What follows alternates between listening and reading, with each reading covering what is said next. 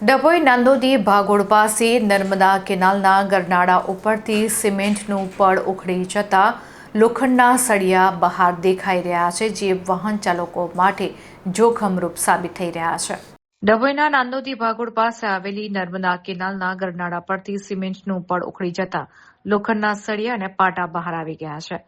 આ ગંભીર પરિસ્થિતિને કારણે ગમે ત્યારે મોટી દુર્ઘટના સર્જાવાની ભીતિ સેવાઈ રહી છે. રોડની બંને સાઈડ મોટા ગાબડા પડી ગયા છે અને લોખંડના તીક્ષ્ણ સળિયા બહાર દેખાઈ રહ્યા છે, જેને કારણે વાહનોના ટાયર ફાટવા તો પંક્ચર પડવાની ઘટનાઓ સામાન્ય બની ગઈ છે. અહીંથી રોજના હજારો પ્રવાસી વાહનો અને ભારે માલવાહક વાહનો પસાર થતા હોય છે. હાલમાં જ તિલકવાડા નર્મદા પરિક્રમા શરૂ થઈ હોવાથી શ્રદ્ધાળુઓનો ભારે ધસારો છે, ત્યારે રાત્રિના સમયે અંધારામાં સળિયા ન દેખાતા ટુ વ્હીલર ચાલકો સ્લીપ થવાની શક્યતા વધી ગઈ છે.